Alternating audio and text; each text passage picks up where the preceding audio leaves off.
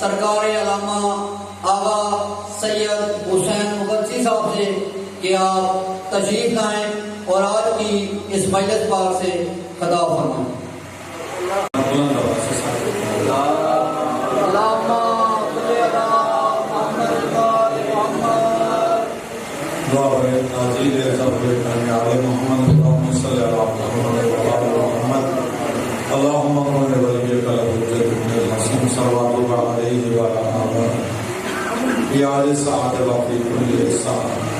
ولی محافظ المقاعد وناصر ودلیل وعلما التعاد اسکن وعلا طوّن وطلطر فیات طویلا یا رب الحسین برحمت الحسین اشفاء صدر الحسین لظہور الحجت القائم المہدی صلوات اللہ علیہ اللہم نتوجہ علیک بنبیک نبی الرحمن محمد صلی اللہ علیہ وسلم ولا البيت الذين اخترت معاهم على العالمين اللهم لك في سلطة وجنة وقفا شرعا بينك الكافي والمعافي والغالب والقادر اللهم صل على محمد وعلى محمد جئت لا ترسل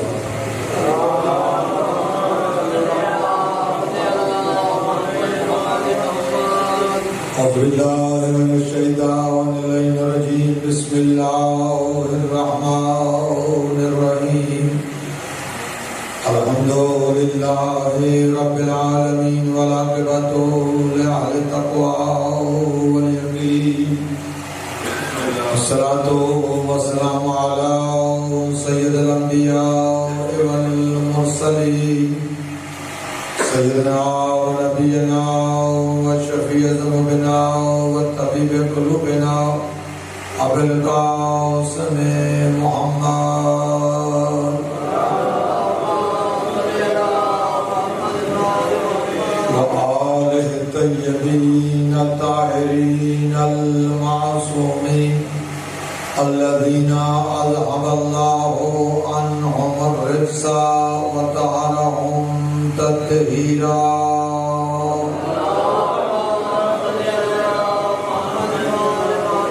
سيما الإمام المنتظر الحجة الثاني الأشهر روحي وأرواح العالمين لمقدم الفداء ولعنة الله على أعدائهم من يومنا هذا إلى قيام يوم الدين أما بعد فقد قال الله سبحانه وتعالى في محكم كتاب الحميد والفرقان المجيد بسم الله الرحمن الرحيم إن السمع والبصر والفؤاد كل أولئك كان عنهم مسؤولا صلى الله عليه وسلم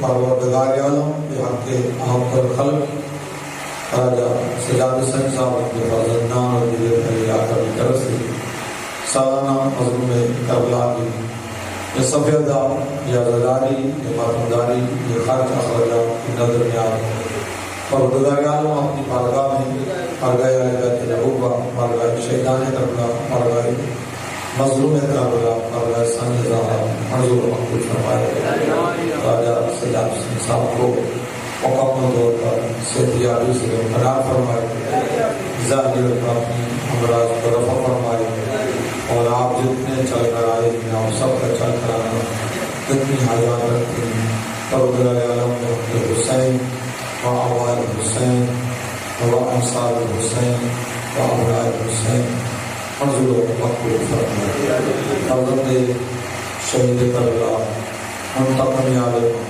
امام زمان اسلام کے ظہور میں تاجیل فرمائے ہم سب کو امام زمان کے روکو چاکو میں شمار فرمائے اللہم صلی اللہ محمد وعلی محمد بلند صلی اللہ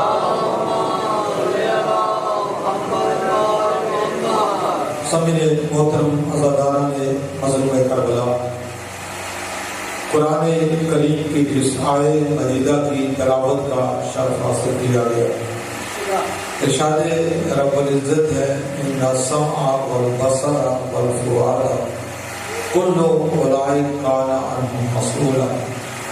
قیامت کے دن میں خالق تمہارے کانوں سے بھی سوال کروں گا, تمہاری آنکھوں سے بھی سوال کروں گا, اور تمہارے دلوں سے بھی سوال کروں گا. چلے لال ولایت سے اس آیت کی تفسیر میں پوچھا گیا مولا قیامت کے دن اللہ کانوں سے کیا سوال کرے گا, آنکھوں سے کیا سوال کرے گا, اور دلوں سے کیا سوال کرے گا. میرے رب کے امام نے ارشاد فرمایا ان السمع للتوحید والبصر للنبوہ والفؤاد للولایہ. قیامت کے دن اللہ کانوں سے توحید کے بارے میں سوال کرے گا, آنکھوں سے نبوت کے بارے میں سوال کرے گا, اور دلوں سے ہم آل محمد کی ولایت کے بارے میں سوال کرے گا. صاحبان علم و عرفان تشریف فرما ہے, کانوں سے توحید کے بارے میں سوال ہوگا.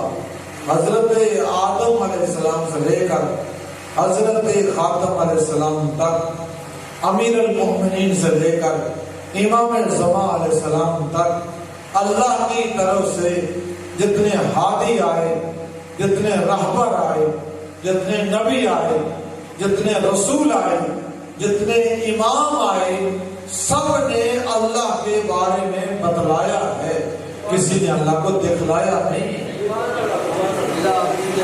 سب نے اللہ کے بارے میں بتلایا ہے.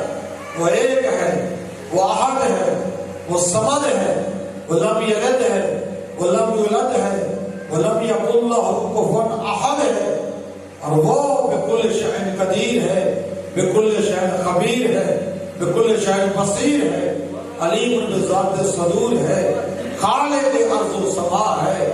سب نے اللہ کے بارے میں بتلایا ہے. اللہ دیکھنے میں آتا نہیں ہے, دکھلایا کسی نے نہیں.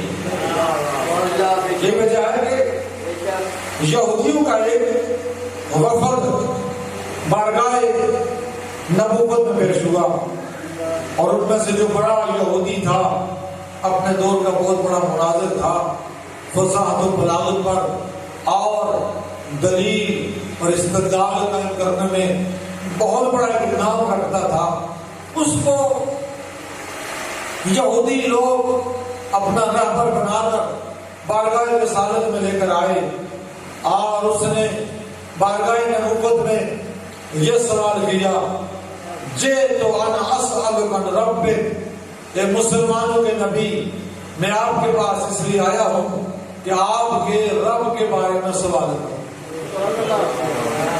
نبی معظم نے ارشاد فرمایا ایک رب نہیں, رب کی جتنی مخلوقات اس عالم تقویم میں موجود ہیں, جو کچھ آسمانوں اور زمینوں میں اللہ کی مخلوقات موجود ہیں, تو رب نہیں, رب کی مخلوقات کے بارے میں بھی پوچھ سکتا ہے. میں ہر ایک کے بارے میں تفصیلی علم رکھتا ہوں. جب اس نے دیکھا کہ یہ تو بہت عظیم گفتگو فرما رہی ہے, مغلوب ہو جاؤں گا, فوراً دوسرا سوال کرتا ہے, وہ کیف رب, آپ کا رب کس کیفیت کا عامل ہے, آپ کا رب کیسا ہے. میرے آپ کے نبی نے ارشاد فرمایا کیف اصف ربی بالکیف والکیف مخلوق واللہ لا یوصف بخلقہ. ارے تو نے میرے رب کی کیفیت کے بارے میں سوال کیا, یہ کیفیت خود ایک مخلوق ہے, اور میرا رب وہ ہے جو مخلوق کے ذریعے سے نہیں پہچانا جا سکتا. اللہ لا یوصف بخلقہ. اس نے تیسرا سوال کیا, من عین یعلم انک نبی اللہ, مجھے کیسے پتا چلے گا کہ آپ اس کے بھیجے ہوئے نبی ہیں, اس کے برگزیدہ نبی ہیں, اس کے فرستادہ نبی ہیں. یہ کہنا تھا فما بقی حول حجر وشجر وغیر ذلك الا تکلم باللسان عربی مبین. یا صحبت انہ رسول اللہ.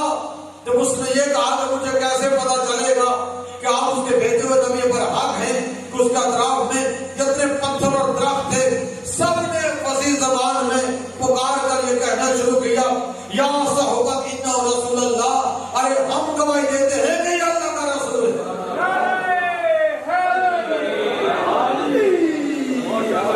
ان سمع للتوحید، سماعت کا تعلق توحید سے ہے، والبصر للنبوہ، اور بصارت کا تعلق نبوت سے ہے۔ حضرت آدم سے حضرت خاتم تک جتنے نبی آئے، ہر امت نے اپنے اپنے وقت کے نبی کی زیارت کی، ہر امت نے اپنے نبی کی زیارت کی۔ حضور اصحاب النبی اور اہل بیت النبی میں فرق کیا ہے؟ نبی کے اصحاب کون ہوتے ہیں؟ جو نبی کی صحبت میں بیٹھے، نبی کے قرب میں بیٹھے، نبی کی زیارت کریں، نبی کی پاکیزہ گفتگو کو سنیں، نبی کی پیروی کریں، نبی کی اطاعت کریں، نبی کی اتباع کریں، انہیں اصحاب الرسول کہتے ہیں۔ اہل بیت الرسول کسے کہتے ہیں؟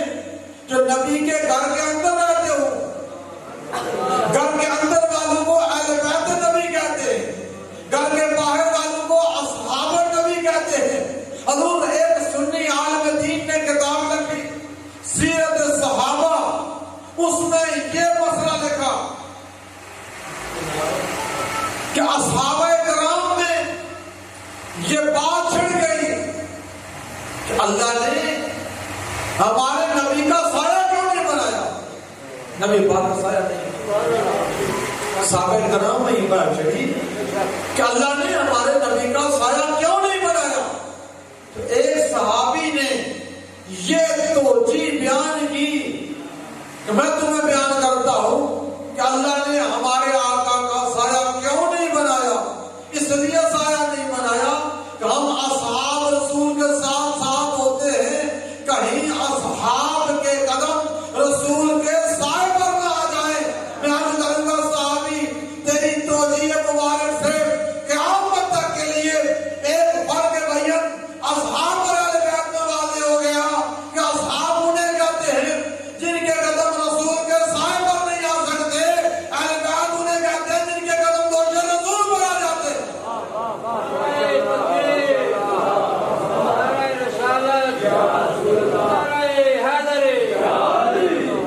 اصحاب انہیں کہتے ہیں جن کے قدم رسول کے سائے پر نہیں آ سکتے، اہل بیت انہیں کہتے ہیں جن کے قدم دوش رسول پر آ جاتے ہیں۔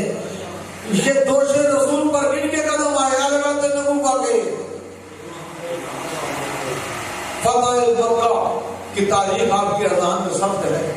مکہ وہ شہر ہے جب اللہ نے کائنات میں زمین کا سلسلہ شروع کیا، پہلا ٹکڑا زمین کا جو قرار دیا وہ خانہ کعبہ کا ٹکڑا تھا۔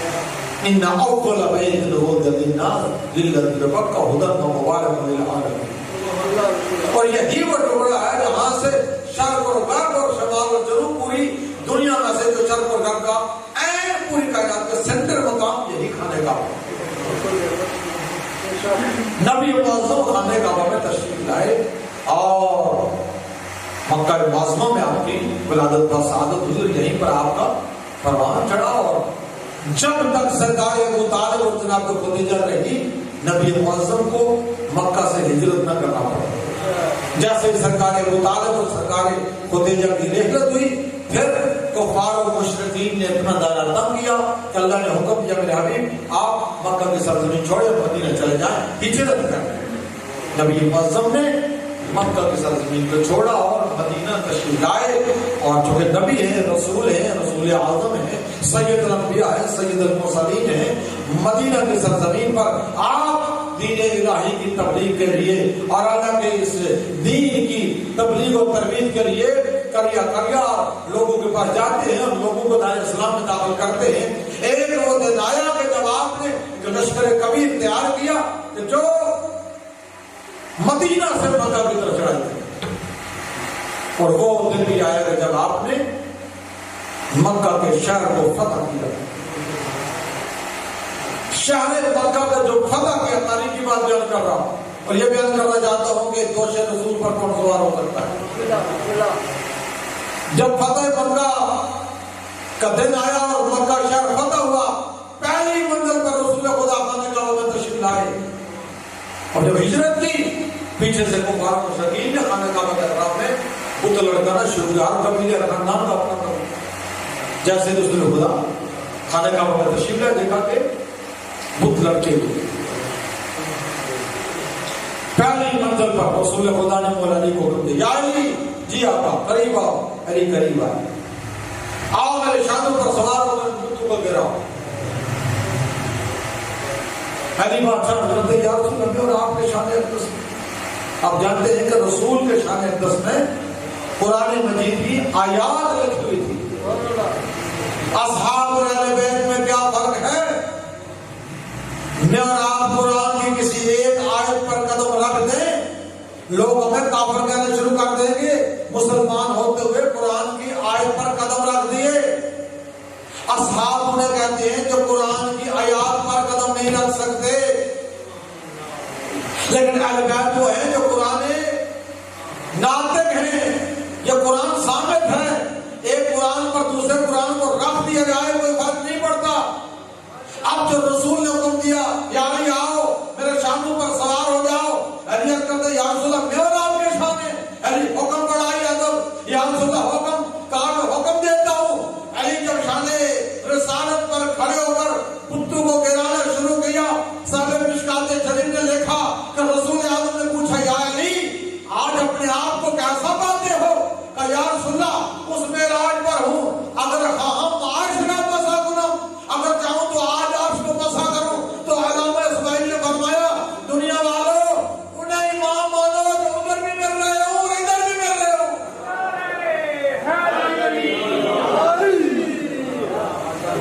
مولا علی دوش رسول پر سوار ہو کر کتوں کو گرا۔ اس فضیلت کو امام شافعی نے دیکھا، ایک مطلب کا امام امام شافعی نے دیکھا کہ فتح مکہ کے دن مولا علی رسول کے شان مبارک پر تشریف فرما ہوئے اور کتوں کو گرایا۔ 40 اشعار امام شافعی نے مولا علی کی مدح میں لکھے، یعنی آپ کی فضیلت، آپ کی بزرگی، آپ کا احترام، آپ کا احتشام کون ڈر کر سکتا ہے؟ یا علی، پہلا جملہ، پہلا شعر ان 40 اشعار میں سے، یا علی وضع قدمیں فی محل وضع اللہ فی لیلۃ المعراج یدہ۔ یا علی آپ کا کیا کہنا؟ آپ نے فتح مکہ کے دن اس مقام پر اپنے قدم رکھ دیے جہاں شب معراج اللہ نے اپنے ہاتھ رکھ دیے تھے۔ کہاں قدم رکھ دیے؟ جہاں اللہ نے ہاتھ رکھ دیے تھے۔ آقا بشیر انصاری فاتح ٹکسلا نے جب ان اشعار کی تشریح کی تو فرمایا امام شافعی آپ نے مولا علی کی بڑی صفت بیان کی، بڑی شان بیان کی، لیکن شان بیان کرتے کرتے آپ کہاں چلے گئے؟ اللہ کے وجود کو ثابت کر دیا، اللہ کے ہاتھ ثابت کر دیے۔ یہ امام شافعی وہ اللہ ہوتا ہے جس کے ہاتھ ثابت ہو جائے، وہ اللہ ہوتا ہے جس کی ٹانگیں ثابت ہو جائے، وہ اللہ ہوتا ہے جس کا جسم ثابت ہو جائے۔ اگر ہاتھ ثابت ہو جائے پھر اللہ محدودیت کے عالم میں آ جاتا ہے، وہ اللہ نہیں ہوتا جو محدودیت کے عالم میں ہوتا ہے۔ اے امام شافعی ہم آپ کو بتاتے ہیں اس کائنات میں، اس جہان تکوین میں صرف مولا علی ہے۔ جب ادھر جاتے ہیں تو ہاتھ رکھ دیتے ہیں، ادھر آتے ہیں تو قدم رکھ دیتے ہیں۔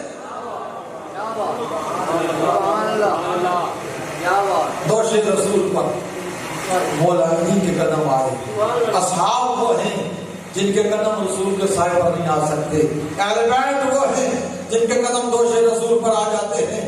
اور مدینہ کا شہر مسجد نبوی سے رسول اس طرح سے نکلے، صحابی کہتے میں نے دیکھا عید کا دن تھا، ایک شانے پر حسن بیٹھے ہوئے، ایک شانے پر حسین بیٹھے ہوئے، اور رسول کے زلف مبارک، ایک زلف مبارک حسن کے ہاتھ میں، ایک زلف مبارک حسین کے ہاتھ میں۔ جیسے رسول پوچھا میں تشریف فرما ہوئے تو ایک صحابی نے دیکھا، دیکھ کر کہا نعم الراکب، نعم الراکب، نعم الراکب، کتنی اچھی سواری ہے، کتنی اچھی سواری ہے۔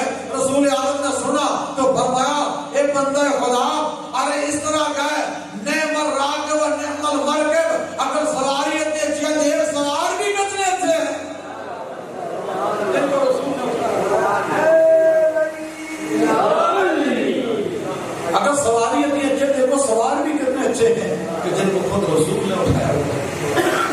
دوسرا مقام مسجد نبی میں حسین پڑھتے نبی پر بیٹھے اور ساری دنیا نے دیکھا کہ رسول نماز پڑھ رہے ہیں، حسین پڑھتے نبی پر سوار ہے۔ کسی شاعر نے بولا یہ واقعہ اشعار میں لکھا، سر مبارک سرسن کے اندر نماز سرور پڑھا رہے تھے، حضور آگے صحابہ پیچھے کر فرض اپنا ادا رہے تھے، ماحول ایسے میں حسین مسکراتے ہوئے آ رہے تھے، حسین پڑھتے نبی پر بیٹھے کہ کل جہاں کو دکھلا رہے تھے، پیے گا کوثر ملے گی جنت، اسی کو محشر میں چین ہوگا، نماز اس کی قبول ہوگی جو جس کے دل میں حسین ہو۔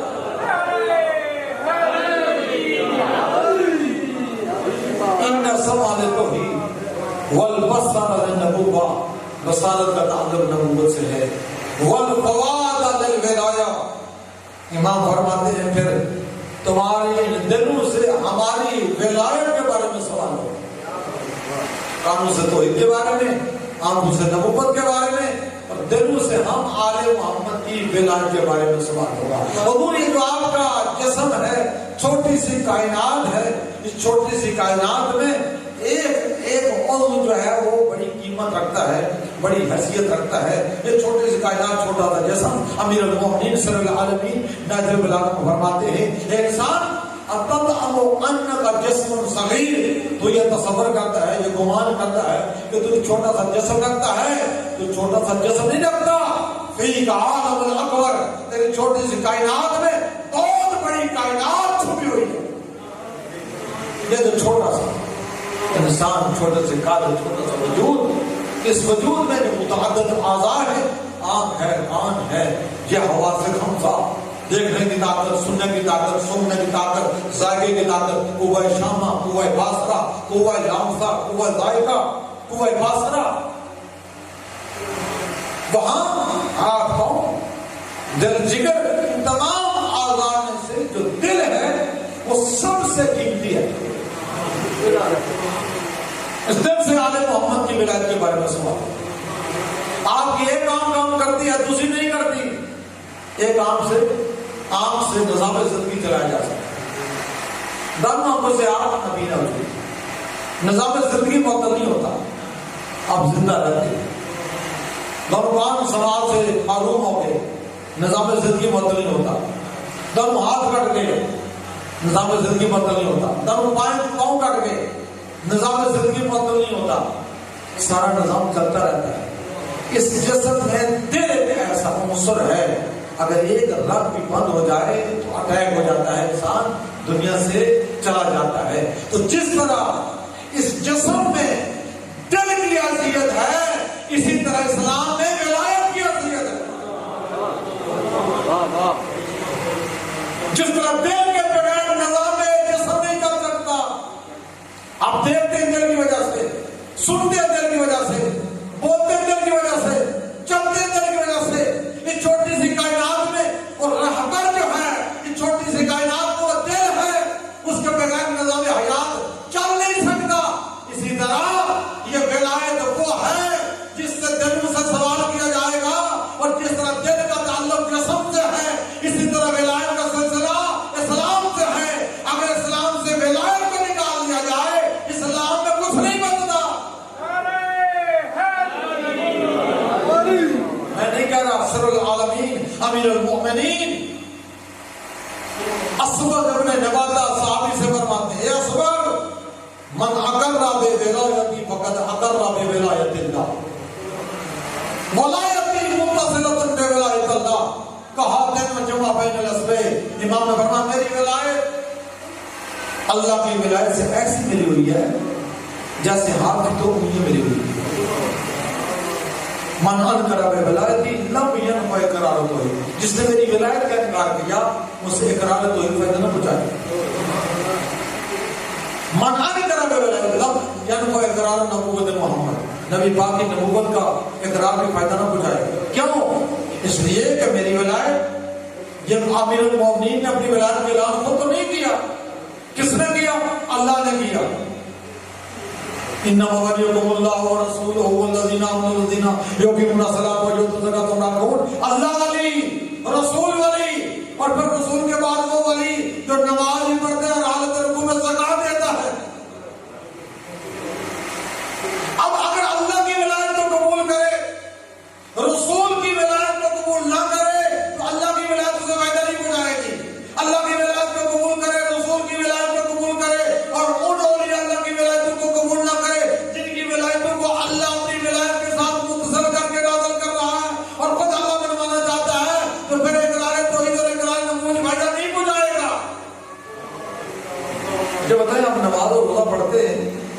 نماز کیوں پڑھتے ہیں؟ اقیموا الصلاۃ اللہ کا حکم ہے. زکات کیوں دیتے ہیں؟ آتوا الزکات اللہ کا حکم ہے. روزہ کیوں رکھتے ہیں؟ یا ایھا الذین آمنوا کتب علیکم الصیام اللہ نے حکم دیا ہے. حج کیوں کرتے ہیں؟ للہ علی الناس حج البیت اللہ نے حکم دیا ہے. کہ جتنے بھی احکام شرعیہ ہیں عبادات کے عالم میں آتے ہیں، عقائد کی دنیا میں آتے ہیں، سارے کے سارے صحیح انجام دیتے ہیں کہ آپ موحد ہیں، آپ مسلمان ہیں، آپ مومن ہیں، آپ متقی ہیں، آپ زاہد ہیں، آپ اللہ کے امر کا انتظار کرتے ہوئے نماز بھی پڑھتے ہیں، روزہ بھی رکھتے ہیں، حج بھی کرتے ہیں، زکات بھی دیتے ہیں، احکام شرعیہ پر عمل کرتے ہیں. تو جس اللہ نے قرآن میں نماز کا حکم دیا، روزے کا حکم دیا، حج کا حکم دیا، زکات کا حکم دیا، تو ہاں یہ بھی فرمایا یہ سارے کے سارے نماز اور روزہ، حج و زکات، خمس و جہاد، امر بالمعروف نہی عن المنکر، یہ سارے کے سارے فروعات میں سے آتے ہیں. ولایت کا تعلق عقائد کی دنیا میں سے ہے، اور عقائد کی دنیا ہوں یا فروعات کی دنیا ہے، یہ ساری کی ساری چیزیں دین کے زمرے میں آتی ہیں. میں دین کو اس وقت تک مکمل ہی نہیں کرتا جب تک دین میں ولایت نہ ہو. مقام حکم غدیر پر جو ولایت کا اعلان ہوا اس کے بعد کیا ہوا؟ الیوم اکملت لکم دینکم، آج ہم نے تمہارے دین کو مکمل کیا.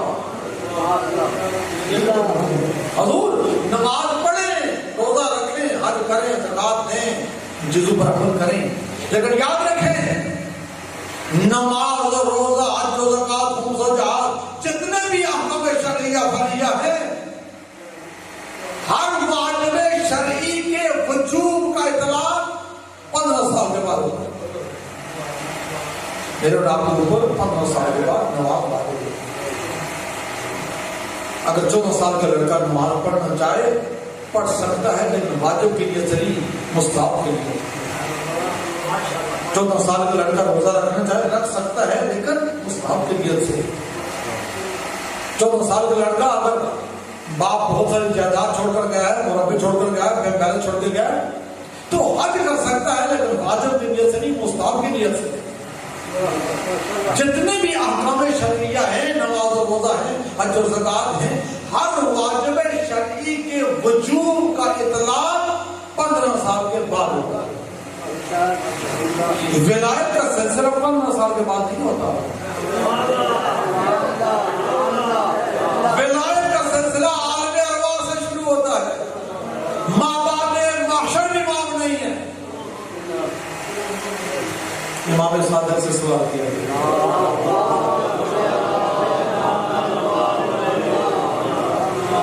مولا، ایک صحابی نے سوال کیا، مولا میں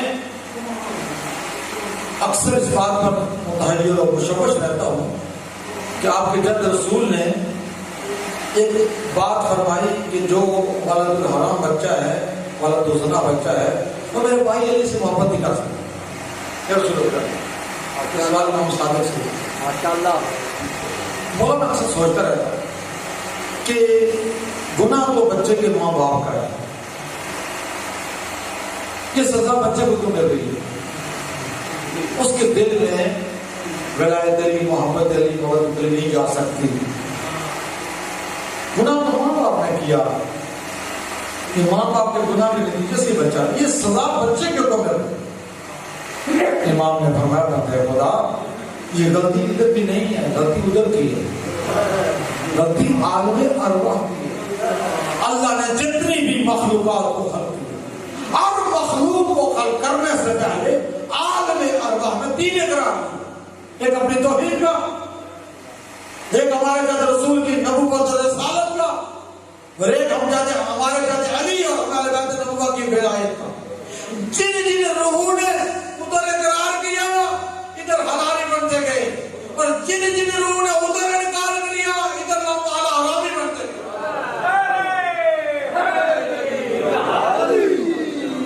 تو یہ ولایت جو ہے 15 سال کے بعد واجب نہیں ہوتی، یہ عالم ارواح سے شروع ہوتی ہے. پھر عالم وجود میں جب آتے ہیں، پہلے دن جب بچہ دنیا میں آتا ہے، غسل ولادت کے بعد کیا کیا جاتا ہے؟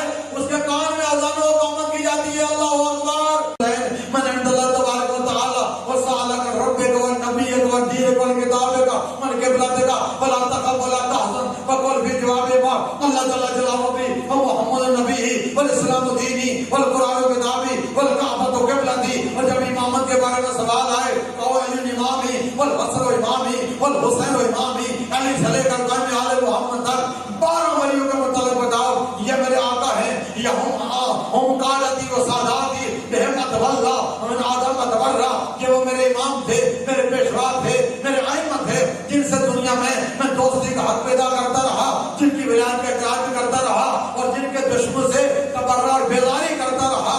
ارے جب دنیا سے جاتا ہے قبر کے حوالے ہوتا ہے، اسے کہا جاتا ہے اسمع افہم، سن اور سمجھ. کسے کہا جا رہا ہے؟ اللہ ظاہر جو وفات پا چکا ہے، مردہ ہو چکا. نہیں، مردہ نہیں ہوتا، میت نہیں ہوتا، مردہ نہیں سن سکتا، میت نہیں سن سکتا. وہ شہید ہوتا ہے اس لیے سنتا ہے. شہادت کہاں سے ملتی ہے؟ نبی معظم نے فرمایا اللہم تعالی بحلہ آل محمد مات شہیدہ، جو ہماری محبت لے کر مرتا ہے وہ شہید ہوتا ہے. اور شہید کے متعلق قرآن کا کیا تصور ہے؟ وَلَا تَحْسَبَنَّ الَّذِينَ قُتِلُوا فِي سَبِيلِ اللَّهِ أَمْوَاتٌ بَلْ أَحْيَاءٌ عِندَ رَبِّهِمْ يُرْزَقُونَ. خبردار ان کو اموات کہو، مردہ کہو، میت کہو. بل احیاء، وہ اموات نہیں ہے، وہ احیاء زندہ ہے، اور زندہ سنتا بھی ہے اور سمجھتا بھی ہے. زندگی اسے کہاں سے ملی؟ یہ جو زندہ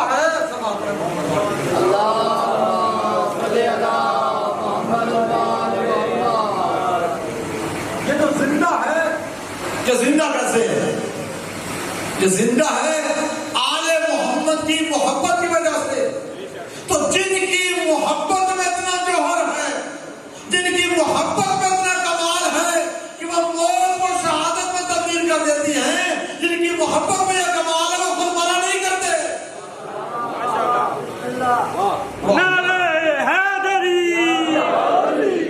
اس لیے بذات بات آپ کی ضمانت، اس لیے یہ ولایت عالم ارواح سے شروع ہوتی ہے، عالم وجود میں برزخی دنیا.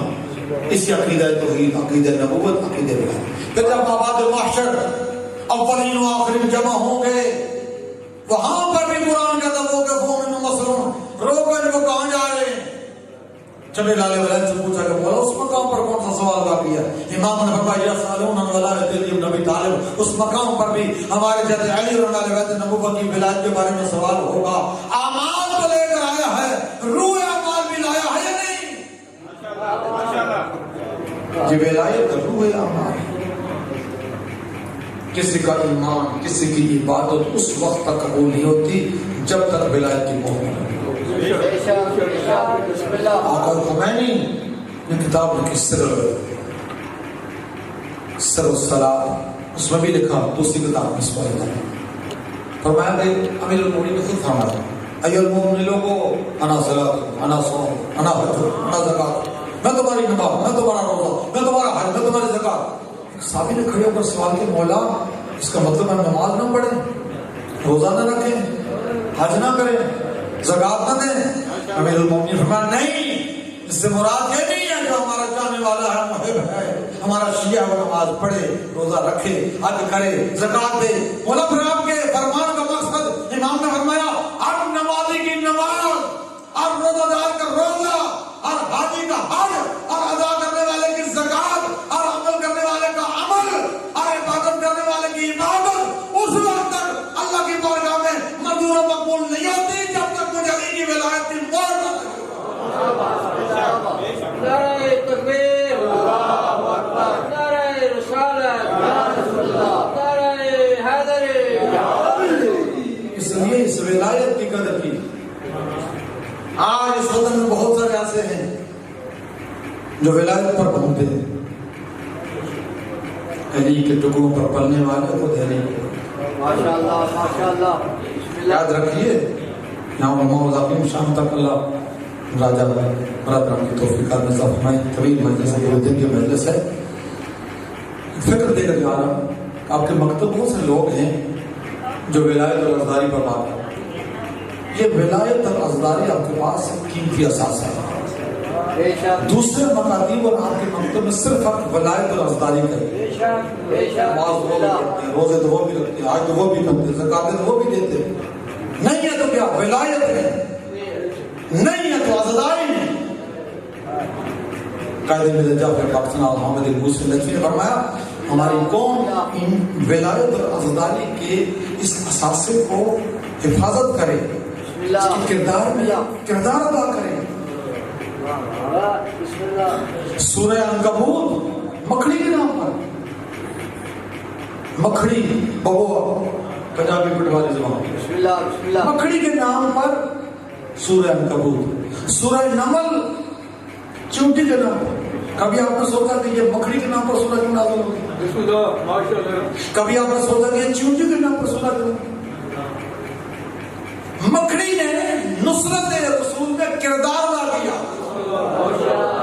مکہ کے کافر رسول کو قتل کرنا چاہتے تھے, اللہ نے حکم دیا نبی پہاڑ پر آ جا, پہاڑ پر چلے گئے.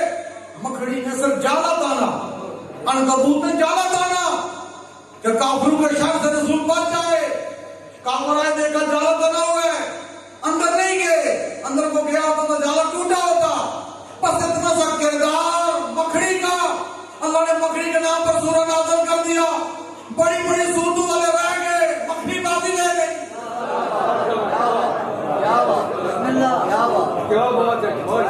مکھڑی اگر رسول کے ساتھ نصرت کا کردار ادا کرے اللہ سورہ نازل کرتا ہے. بتائیے علی بادشاہ نے کتنا بڑا کردار نصرت رسول کے ساتھ ادا کیا. کہ بدر ہو, خیبر ہو, خندق ہو, احد ہو, ہر جنگ میں کفار مشرکین سے لڑی گئی. اس وقت تک جنگ میں کوئی غالب آیا نہیں جب تک غالب علی نے شریک ہوا.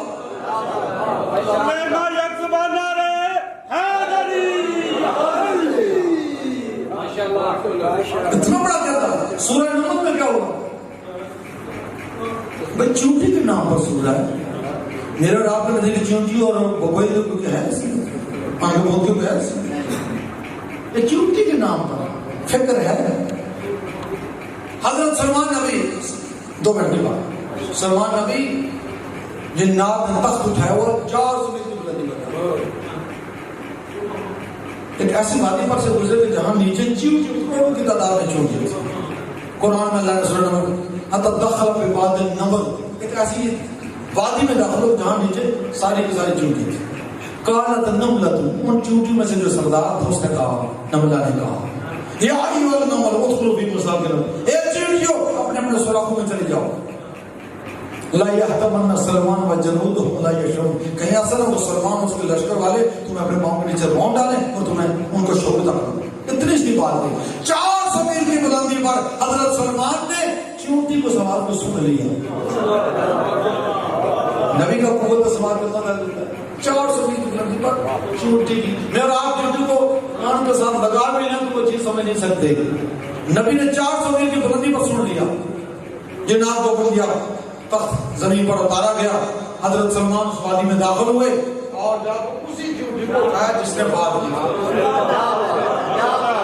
قوت ناز کا نبی کے دل ہے, اسی چونٹی کو اٹھایا جس نے بات کی تھی.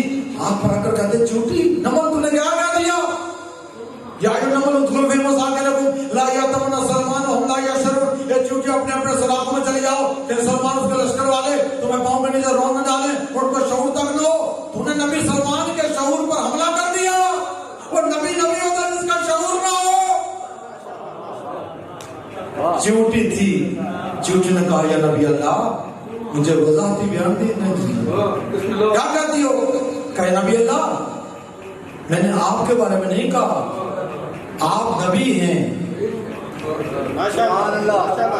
آپ کے لشکر والے اور ہیں, آپ اور ہیں. جو آپ دیکھ سکتے ہیں وہ لشکر والے نہیں دیکھ سکتے, جو آپ سن سکتے ہیں وہ لشکر والے نہیں سن سکتے. میں نے آپ کے لشکر والوں کے متعلق کہا آپ اور ہیں, یہ اور ہیں. حضرت سلمان نے اس کی بات کو قبول کر لیا اور اتنا کہا تم جانتی ہو کس وقت تم کہاں پر ہو؟ کہا کیوں نہیں یا نبی اللہ, مجھے نبی خدا نے اپنے ہاتھ پر اٹھایا ہوا ہے, میرے قدم نبی کے ہاتھ پر ہیں, نبی کے قدم زمین پر ہیں, اور اس وقت کوئی مجھے ایسا ہے ہی نہیں, اس لیے کہ مجھے نبی خدا نے اٹھایا. چونٹی کے نام پر سورہ کیوں نازل ہوا؟ ایک فکر دینے کے لیے بات اپنی بڑی کر لی. چونٹی کا کتنا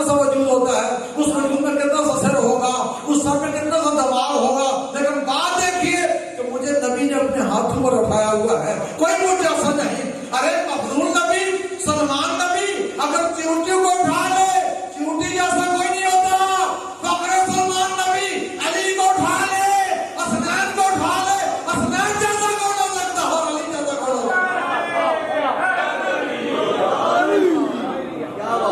اس ولایت کی قدر کرتے، سبحان اللہ، دنیا والے اس ولایت کی قدر کرتے، ہمیں زمین پر بیٹھ کر علی کی بیٹی کو مثال بس 1 منٹ کا مسئلہ ہے۔ کربلا سے جب یہ قافلہ روانہ ہوا، بی بی فضہ روایت کرتی ہیں کہ جب اونٹ بٹھائے گئے تو ایک سرخ رنگ والا اونٹ دوسرے اونٹ کے کانوں میں کچھ بات کہتا تھا، خود بھی روتا تھا اور وہ اونٹ بھی روتے تھے۔ بی بی فضہ نے عالمہ غیر معلمہ ثانیہ زہرا سے مسئلہ پوچھا، اے بی بی آپ علی کی بیٹی ہیں، عالمہ غیر معلمہ، یہ بتائیں، یہ دیکھیں یہ کیا ہو رہا ہے؟ یہ اونٹ خود بھی روتا ہے، دوسرے اونٹ کے کانوں کو بات کرتا ہے، وہ بھی روتے ہیں، ماجرا کیا ہے؟ ثانیہ زہرا نے فرمایا اما فضہ نہیں پہچانا تو مسلمان، یہ حیوان ہے، دوسرے حیوانوں سے کہتا ہے کہ اٹھو، دیکھ رہی ہو کہ تمہاری پشت پر تھوڑی دیر کے بعد کون بی بی سوار ہوئی؟ علی و بطول کی بیٹی تمہاری پشت پر سوار۔ یہ اونٹ کہہ رہے ہیں بیویوں، کہ اٹھو، ان بیویوں کے ہاتھ پسے گردن بندھے جا رہے اور ان کی گودوں میں چھوٹے چھوٹے بچے، جب ظالم تمہیں چادر ماریں، ظلم کریں تو تیز نہیں بھاگنا، اس لیے کہ بیویوں کا ہاتھ آزاد نہیں۔ علامہ علی نقوی نے لکھا کربلا سے کوفہ تک 17 چھوٹے چھوٹے بچے جو ماؤں کی گودوں میں تھے، جب ظالم ظلم کرتے تھے، اونٹ تیز بھاگتے تھے، ماں کی گود سے جب بچے گرتے تھے تو کہتے تھے اماں سلام۔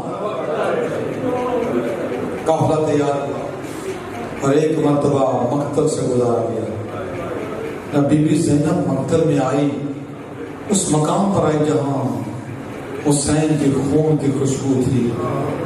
نزلت زینب من الجنہ کما نزل عباس من الفرس، بی بی زینب نے اپنے آپ کو ان سے ایسے گرایا جیسے عباس نے اپنے آپ کو گرایا تھا۔ علامہ قزوینی نے اس تشبیہ کا راز بیان کیا کہ یہ تشبیہ بی بی زینب کے اور مولا عباس کے ساتھ کیوں دی جاتی ہے؟ اس لیے دی جاتی ہے کہ جب عباس گھوڑے سے زمین پر آئے ہاتھ نہیں تھے، زینب جب جمل سے زمین پر آئی ہاتھ تو تھے لیکن ہاتھ آزاد نہیں تھے، اور جب مقتل پر آئی اور ایک مرتبہ بکھرے ہوئے ٹکڑوں کو دیکھا، پامال شدہ لاش کو دیکھا، تو بی بی زینب کا رخ ہوا مدینہ کی طرف، السلام علیکم یا جدہ، صلی علیک ملک السماء وہذا حسین مرمل بالرماء مقطع الاعضاء وبناتک سبایا، نانا زینب کا سلام ہو، آسمان کے ملائکے آپ پر صلوات پڑھتے تھے، آپ حسین